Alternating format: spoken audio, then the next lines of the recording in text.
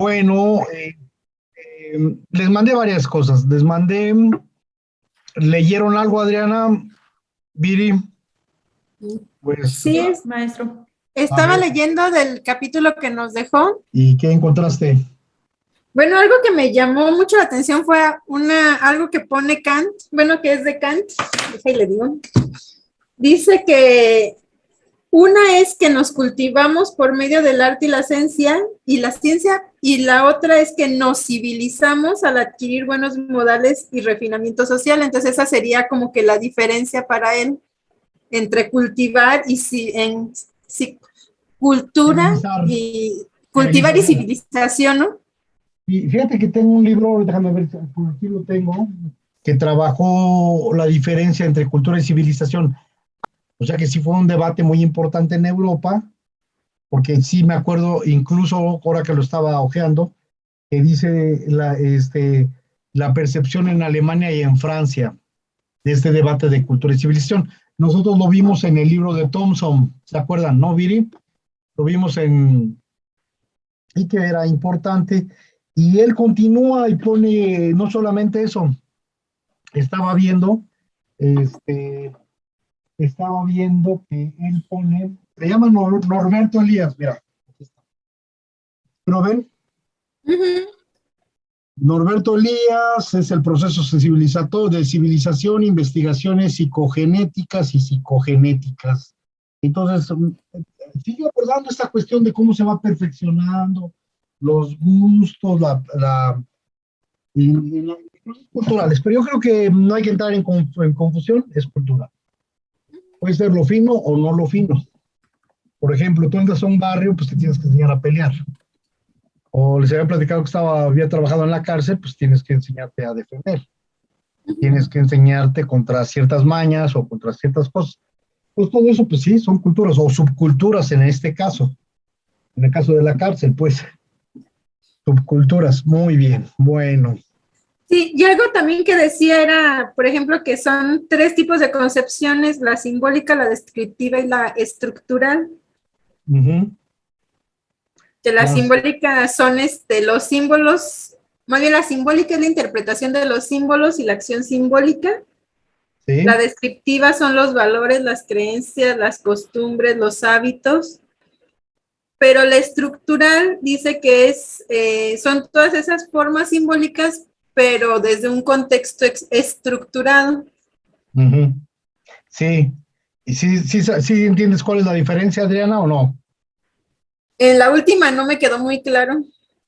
Las dos primeras sí, A pero ver, la última Viri, no me quedó muy clara. ok, Viri, ¿te quedó claro a ti, hija? Sí, profe, fue lo que estuvimos Sí. checando la clase pasada. Pero a ver, cómo le dirías a tu compañera? Yo ahorita se lo digo. Es la ¿Cuál es la diferencia estructural. entre la visión simbólica y la visión estructural, de acuerdo a John B. Thompson? La simbólica se está enfocando en, déjeme paso mis apuntes. Aquí está. La cultura es el patrón de significados incorporados a las formas simbólicas, entre las que se incluyen acciones, enunciados y objetos significativos. Y ya después la estructural enfatiza tanto el carácter simbólico de los fenómenos culturales como el hecho de que tales fenómenos se insertan siempre en contextos sociales estructurados. O sea, uno se está basando, por ejemplo, se podría decir, objetos simbólicos que nosotros vemos, el arte, la cocina, cosas así, y el otro tiene que ver bien con las estructuras sociales, ¿no? Así es, esa es la pequeña gran diferencia. Mira, a ver, Adriana, fíjate, me acuerdo cuando hablaban un estudio fenomenológico, ¿no? Por ejemplo, llegaban y un estudio fenomenológico es como la teoría simbólica. Llegabas y empezabas tú a poner todo de todo. Por ejemplo, ¿qué opinan sobre la música grupera? Y entonces ahí, pues chile, mole, dulce, todo lo que vayan opinando, lo vas poniendo. Y cuando te digan, ¿cuál es tu trabajo? Pues mira, encontré todo esto, ya puedes ahí poner una larga lista de lo que va opinando la gente. Ese es el nivel de investigación simbólica. Sí, María Salomé, estás agarrando la onda, es por ejemplo, que van poniendo las distintas opiniones o lo que piensan de la música. ¿Estamos de acuerdo, Adriana? Ahora, ¿cómo sería estructural? ¿Cómo haríamos un análisis estructural? Ahora, imagínate que a todas estas personas que opinaron viéramos, por ejemplo, por edades o por rango de edad, ¿no? Jóvenes, adultos, hasta, perfecto, ya lo organizamos de alguna manera. Pero ahora los organizamos entre ricos y pobres. ¿Qué es lo que opina esta gente? ¿Y cómo podemos utilizar los criterios de ricos? Ah, bueno, son los que viven en la Alameda o los que viven en acá. Y los pobres, no, pues los que vivimos acá en el Campanario, no sé dónde. Ok, entonces ya empezaríamos a hacer otro tipo de análisis de lo que está diciendo.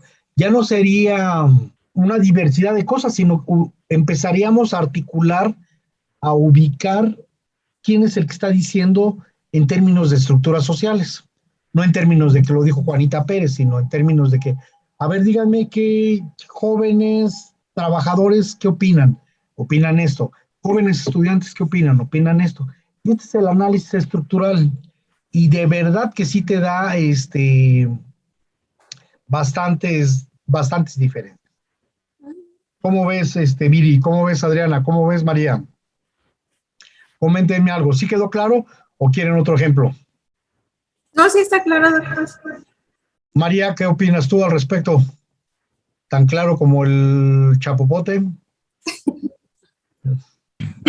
Sí, doctor, sí, está claro. Yo tampoco. O sea, o sea, pues imagínate cuánta tenía una sinfonía. Ahora quieres que te diga otra cosa. A nivel ahorita, por ejemplo, todo lo que ves de los relajos que hay en términos de la política, si los ubicamos por clase, por condición social, por nivel de estudios y todo eso, sí te da un análisis más estructural y vas a ver que unas opiniones no son tan ajenas a otras, bueno, son distintas indudablemente, pero por estructura, por ejemplo, nivel de estudios y clase social, vas a ver que van a estar muy ligadas las formas de opinar, las formas de representación que hay. ¿Cómo ves, Adriana? Sí, entonces, bueno, por ejemplo, ahorita, no sé, en cuanto a López Obrador, por ejemplo, si lo definimos así como usted dice, muchas de las clases sociales más bajas son las que están más a favor, ¿no? Porque dicen que ha hecho más, o tiene más programas de beneficio para sectores pobres. Y sí, como se dice, por ejemplo, las clases altas o los empresarios donde les está pegando en los impuestos y en otro tipo de cosas son los que están en contra de él, ¿no? Sí, sería más o menos un elemento de estructura. Pero también, bueno, tendríamos que ver varias cosas, pero eso es el análisis estructural. O sea, ya no es cualquier opinión, sino vamos ubicando, a ver, por esto, por clase, por raza, bueno, no por raza, no. Eso no existe, me refiero como perros. Grupo cultural, porque la raza no existe.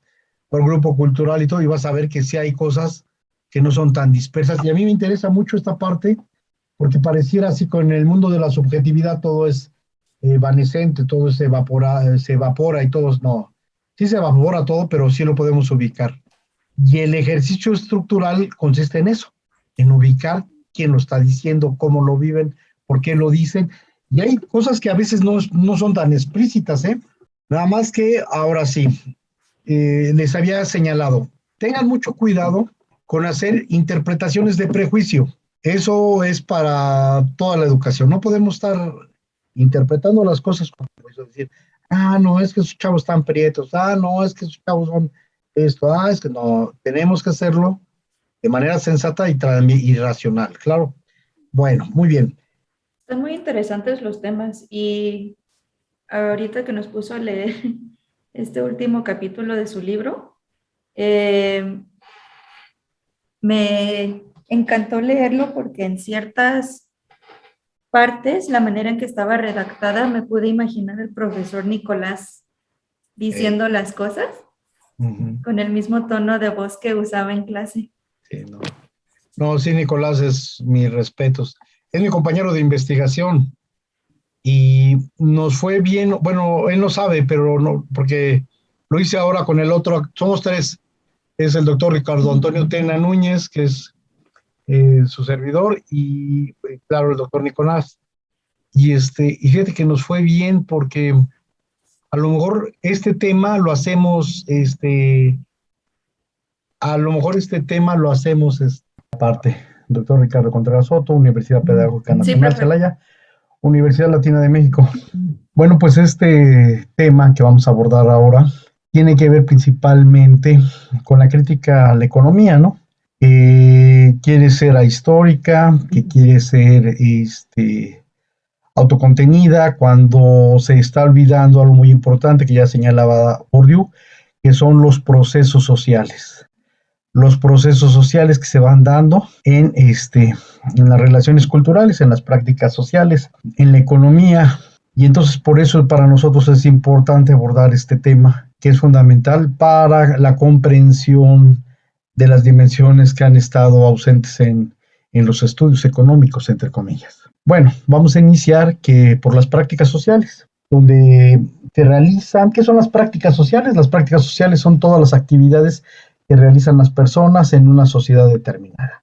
Todo tipo de prácticas, todo tipo de actividades es lo que son las prácticas sociales, que va desde lo laboral o el conjunto de actividades de la vida cotidiana, de la vida festiva, en lo lúdico, etcétera. Entonces no solamente tiene que ver con las profesiones, no solamente tiene que ver con los trabajos, las prácticas sociales tienen que ver con más ámbitos y más otras formas de actividades que se realizan en una sociedad. Esto implica conocimientos, por ejemplo, en el caso Vayan anotando, por favor, no nomás estén viendo anoten lo que las prácticas sociales importante. Laborales, pues requiere de conocimientos, de habilidades, de valores, de saberes, de actitudes. Bueno, también andar en bicicleta, nadar, rapear, etcétera. Se requiere de ciertos conocimientos, de ciertos valores, de ciertos saberes, de ciertas actitudes, ¿no? Y hay niveles de dedicación en las cosas de estas prácticas sociales. Entonces hay dedicación, hay niveles de profundidad de conocimiento. Se da cuenta cuando hay dominio o cuando no hay mucho dominio, cuando hay expertos o inexpertos en la actividad. Entonces esto es importante señalar. Las prácticas sociales se dan como una praxis, que es una actividad que se identifica socialmente. ¿Qué está haciendo el hombre? Está corriendo. ¿Qué está haciendo el hombre o la mujer? Está atendiendo la salud. Está dándole de comer a sus hijos. Entonces todas las actividades se identifican socialmente. Y tiene un sentido social de vida, porque a través de la práctica, a través de la actividad, pues decimos si es importante o no es importante la persona en términos de que se valora, pues está ayudando para hacer ciertas cosas en la vida, en la sociedad, en la cultura, en la economía, en la ecología.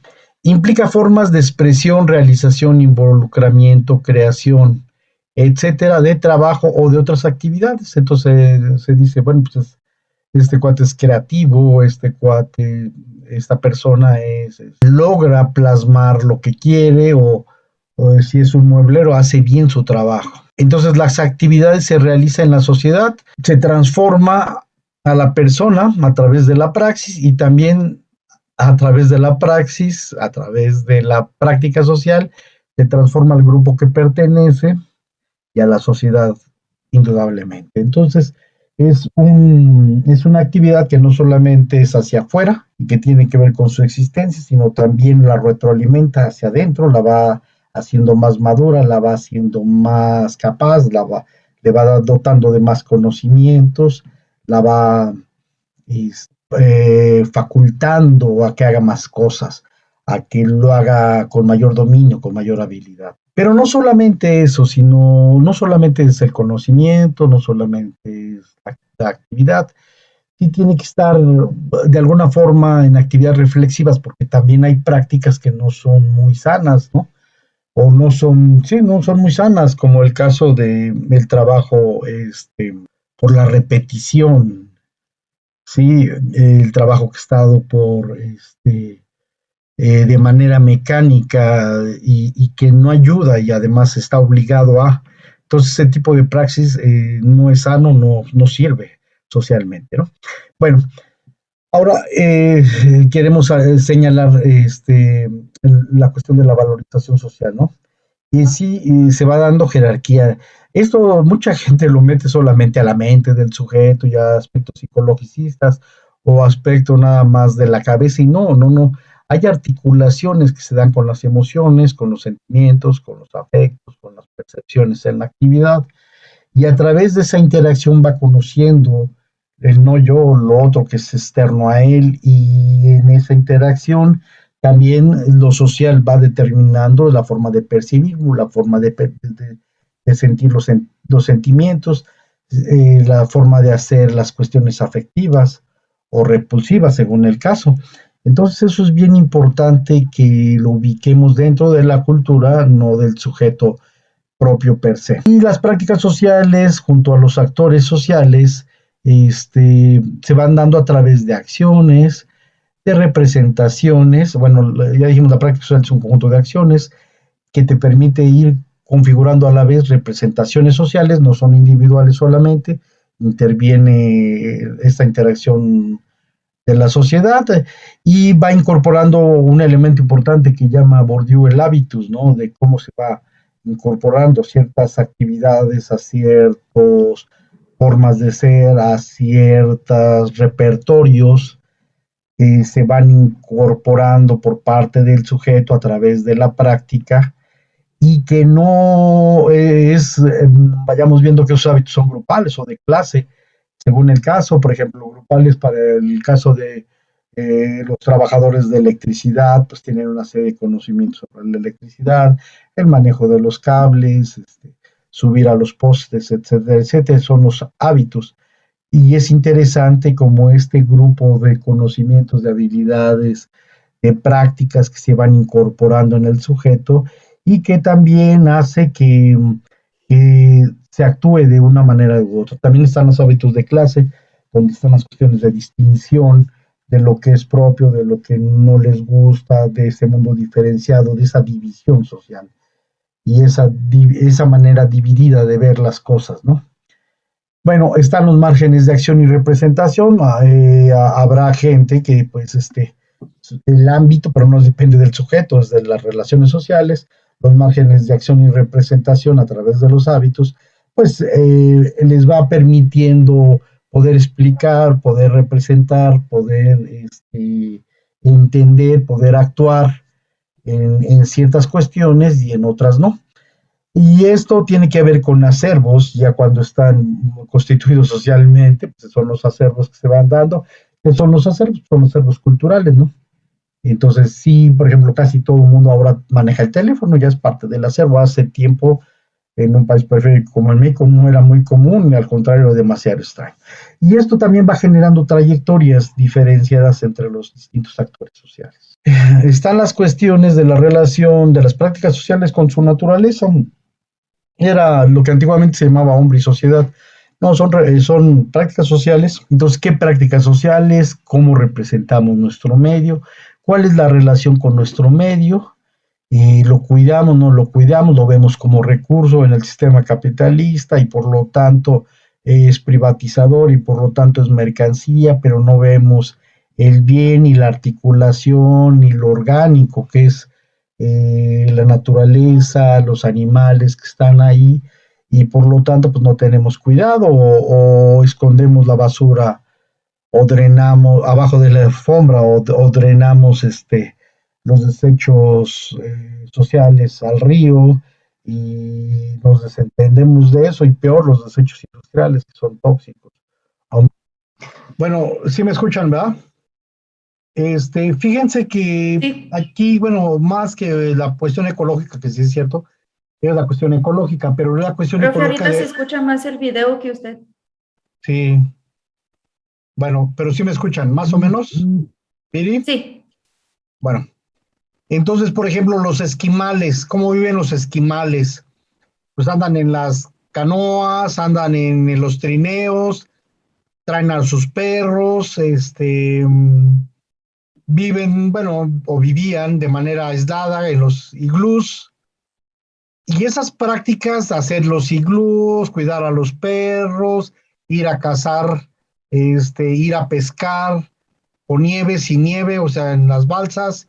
Ese era su hábitus de su región.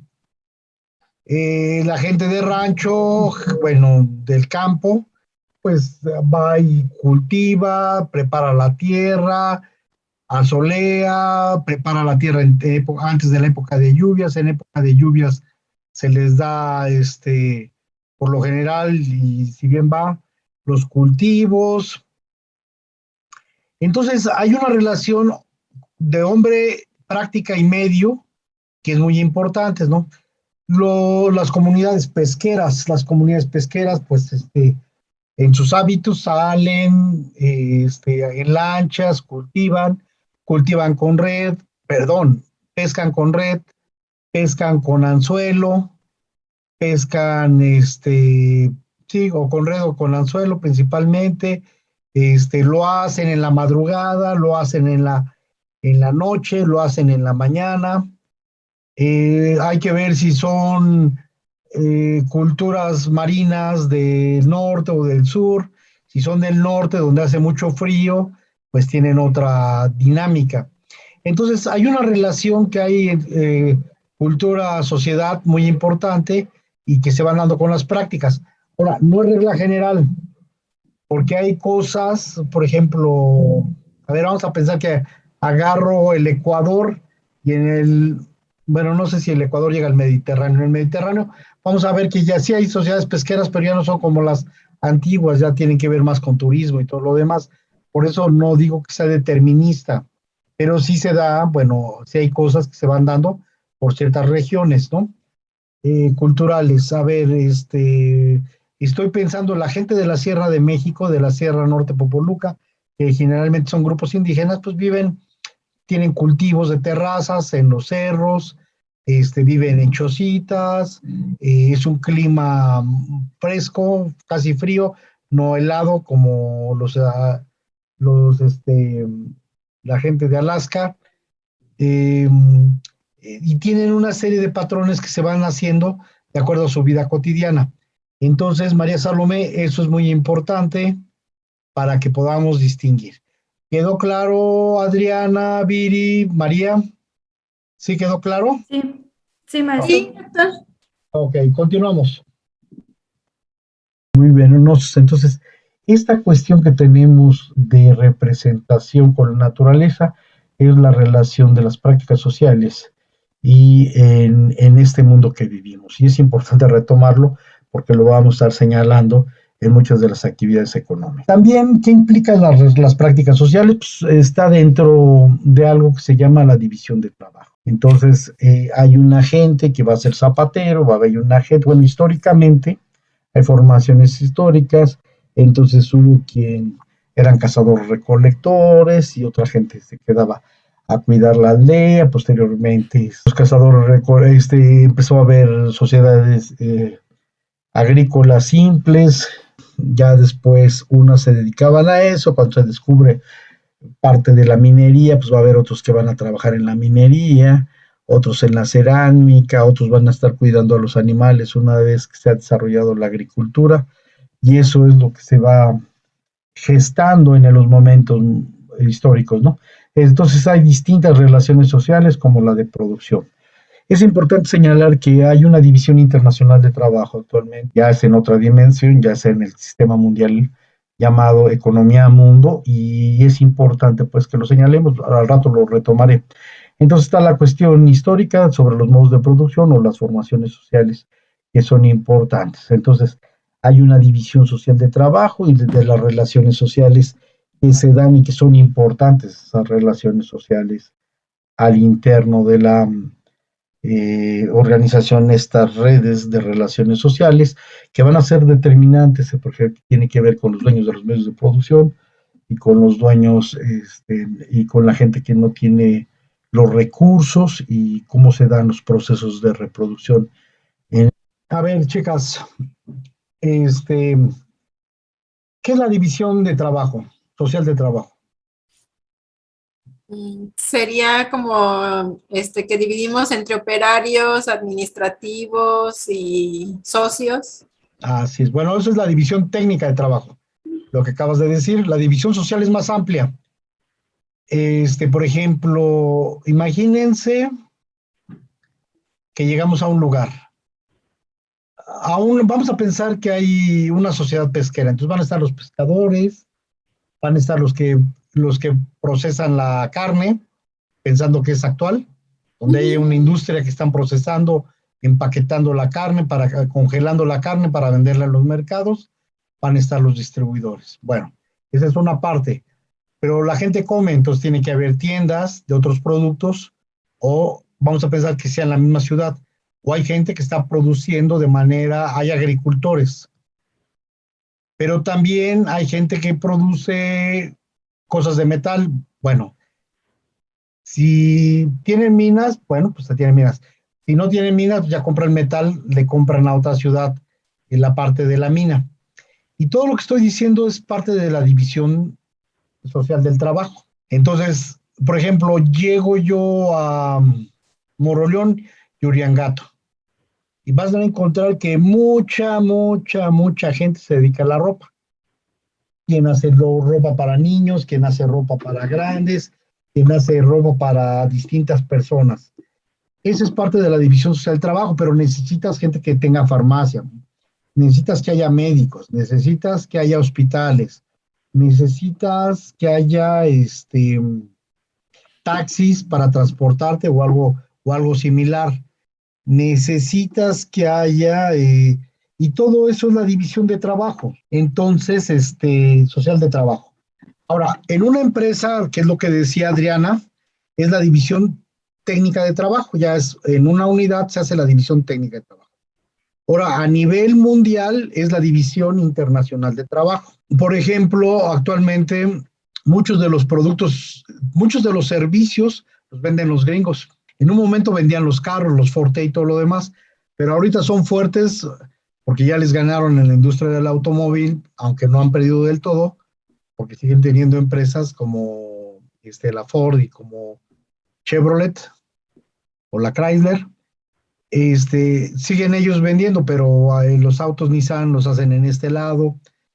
Bueno, entonces la División Internacional de Trabajo, ¿qué es lo que ofrece América Latina principalmente? Pues mano de obra, somos los trabajadores, los que hacen los jales o los que hacen los jales difíciles, o los que vendemos las materias primas o materias brutas, los que vendemos las naranjas, los que vendemos los aguacates. ¿Me expliqué qué es la división de trabajo, María Salomé? A ver, dímelo con tus palabras.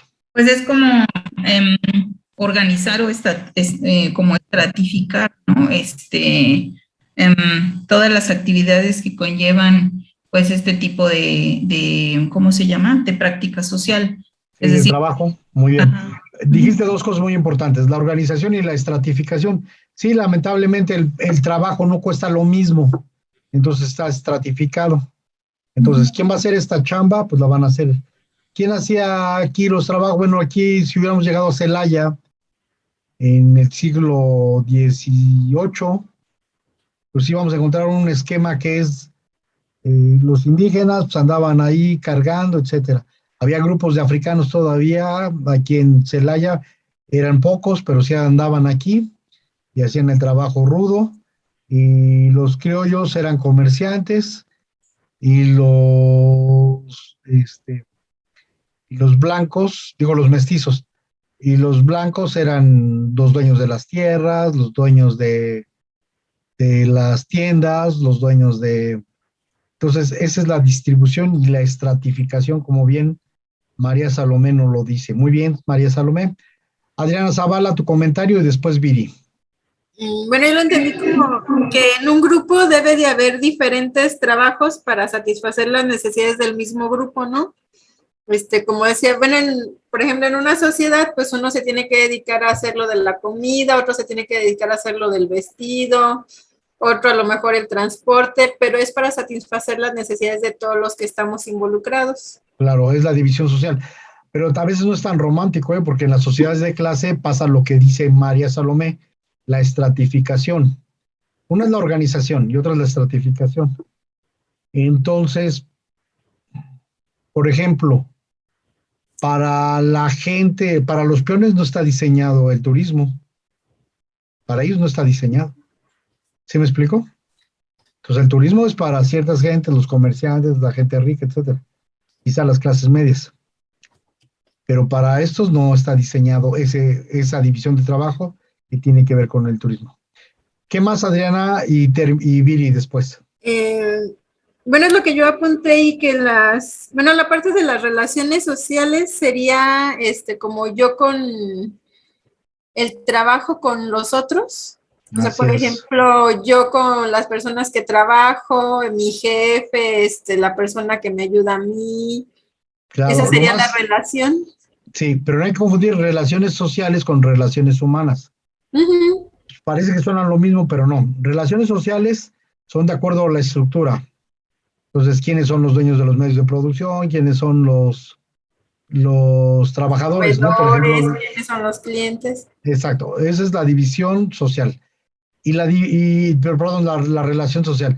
Y la relación social, la relación humana, se refiere a que si son afectivos, si son groseros, si son gruñones, y a eso se refiere.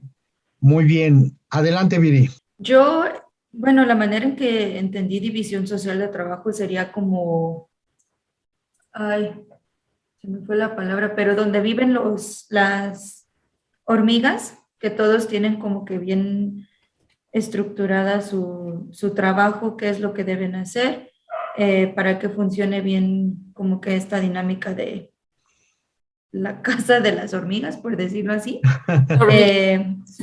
¡Hormigueros! No, la sociedad, ¿cuál hormiguero? No, pero es que está hablando de hormigas. Me ayudó a entender eso, ¿no? Sí, tiene razón. Por ejemplo, tenemos...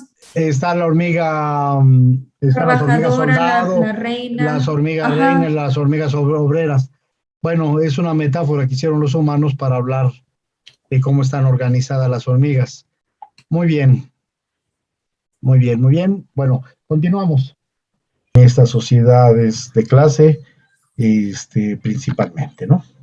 Hay algo que se llama las prácticas sociales y los espacios culturales. Generalmente, para ciertas prácticas culturales se requiere espacios, condiciones, infraestructura, etcétera. Implica por lo general el espacio social donde se lleva a cabo la práctica. También nos ha tocado ver cuestiones de improvisación, porque no se tiene los niños que nadaban en una pila para poder aprender a nadar.